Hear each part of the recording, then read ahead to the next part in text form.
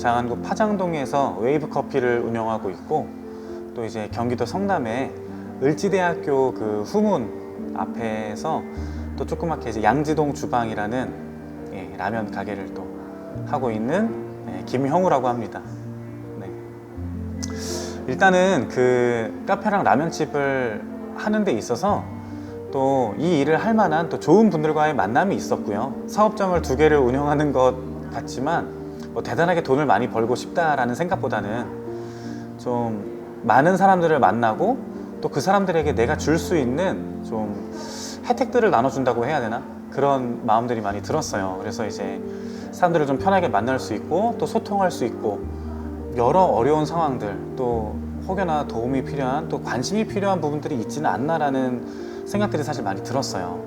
제가 우연히 이제 그 성남에 있는 을지대학교 학생과 잠깐 얘기 나눌 계기가 있었는데, 제가 이제 인사치레로 저녁 먹었어? 이렇게 물어봤더니 안 먹었다 그러더라고요. 저녁 8시쯤 됐었는데. 그래서 제가 농담처럼 이게 또 용돈 없어도 밥 못 먹고 그러는 거 아니야? 라고 물어봤더니 그런 것도 있죠? 하면서 이렇게 가더라고요.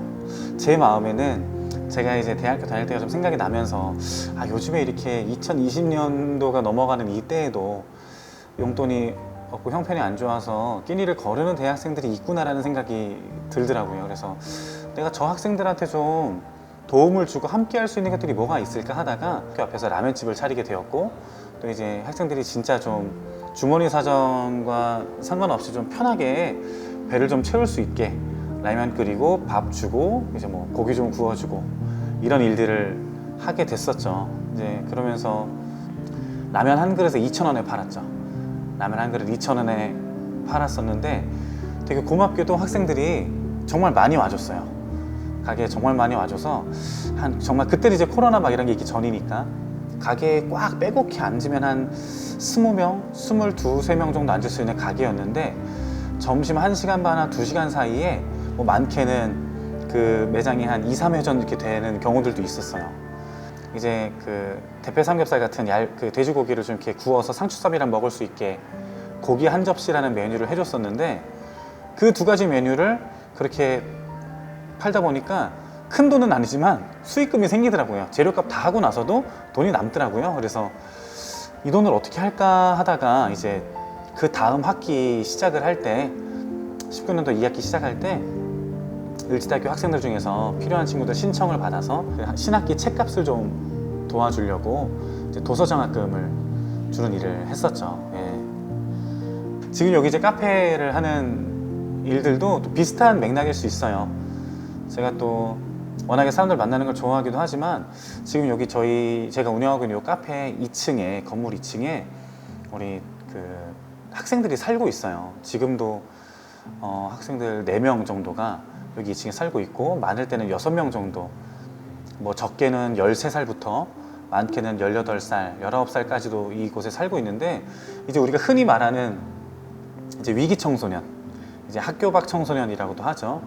그런 이제 청소년들이 그 청소년 보호 시설에서 이제 6개월간 위탁 생활을 하는 기관이 있거든요. 그래서 여기 카페를 하는 경우도 이제 카페가 좀 잘 사업장으로 자리를 잡아서 아무래도 기본적으로 이런 사회 정착이나 사회생활이나 또 다른 대인 관계들을 좀 어려워하는 학생들이다 보니까 학생들이 좀 사회에 안정적으로 정착할 수 있는 그런 좀 디딤돌 같은 카페였으면 좋겠다 라는 생각이 들었었고요.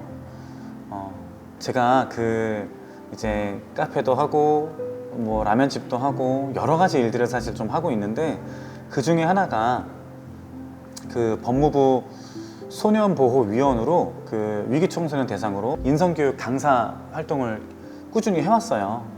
꾸준히 해왔는데, 사실 그 일을 한다고 해서 뭐 법무부나 소년원에서 이제 어떤 뭐 강의를 주고 그러는 건 아니지만, 이제 그 일을 하고 있는 그 세진회라는 사단법인 이제 단체 소속으로 또 이제 그 학생들 멘토 활동, 또 강사 활동을 계속 해오고 있었죠. 지금도 이제 몇몇 떠오르는 친구들이 있어요. 쉽게 말하면 그 아름다운 결말로 가기가 참 쉽지가 않아요. 그 소년원에 있는 동안에는 멘토 결연을 하고 또 강사로서 또 이제 학생으로서 그런 관계들을 형성해 나가면서 좋은 이야기들도 많이 나누고 서로 의지하고 그런 관계들이 되는데, 이 학생들이 이제 그런 어떤 보호시설이나 소년원 말고 이제 일반 사회로 나왔을 경우에 이제 저를 대하는 태도나 이런 관계들이 그 변하는 경우들을 사실 너무 많이 봤어요.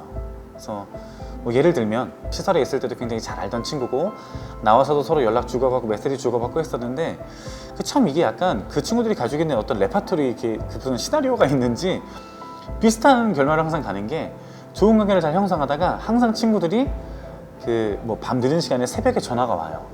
그래서 무슨 일이야 이렇게 전화를 받아보면 지금 친구들이랑 무슨 문제가 좀 있어서 지금 병원에 응급실에 좀 오게 됐는데 지금 치료를 받고 치료비를 못 내서 퇴원을 해야 되는 상황이다 뭐 이제 이러면서 이제 결국에는 좀 쉽게 말하면 돈 좀 보내주세요 이 얘기하는 거예요. 근데 저도 이제 처음에는 많이 보내줬죠. 처음에는 큰 돈은 아니더라도 뭐 적게는 3만 원, 5만 원 뭐 이렇게 그래 급한 일 얼른 해결해야지 하면서 보내주고 했었는데 그렇게 되면 항상 이제 관계가 단절되는 경우들이 사실 많이 있어요. 이런 봉사하시는 분들끼리도 종종 만나서 얘기를 해보면 그 친구들한테 참 미안하지만 이런 얘기를 해요. 밑 빠진 독에 물 붓는 기분 들 때가 사실 많이 있거든요. 근데 이제 제가 참 그 존경하고 좋아하는 분께서 그 되게 좀 마음에 되게 힘이 되고 또 감동이 되는 이야기를 해주셨죠. 이제 그게 그 얘기였어요.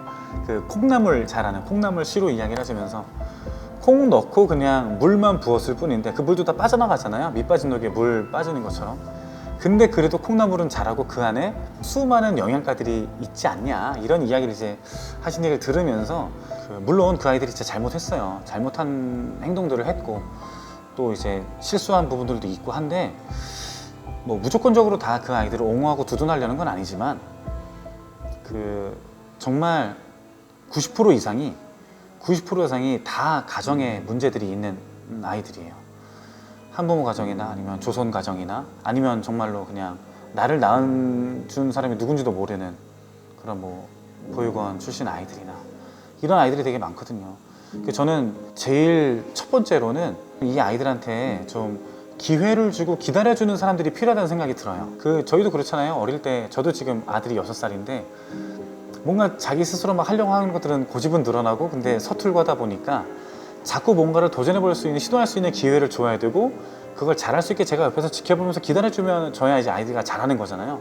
근데 이 아이들은 어릴 때 가정 환경이나 이런 것들이 그게 없었던 것 같아요.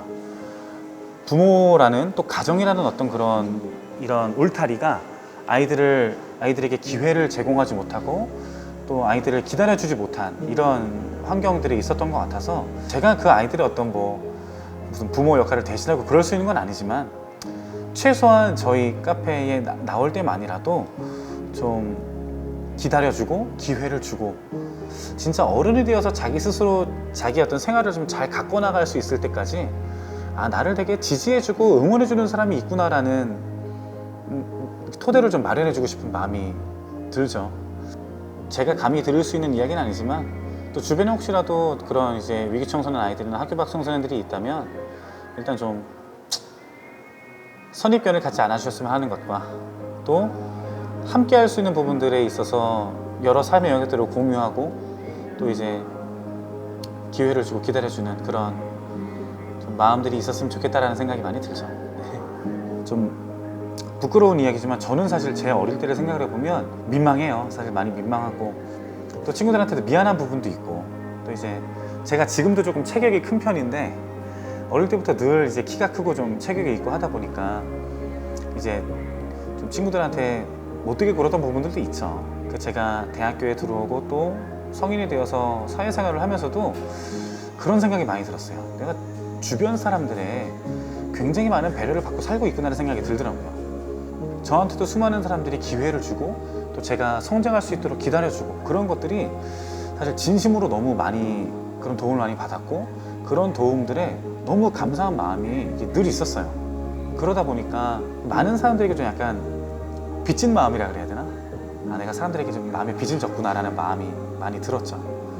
나도 또 누군가에게 그런 기회를 좀 주고 남을 잘 되게 하는 그런 삶을 늘 생각하며 살고 있는 편이긴 하죠.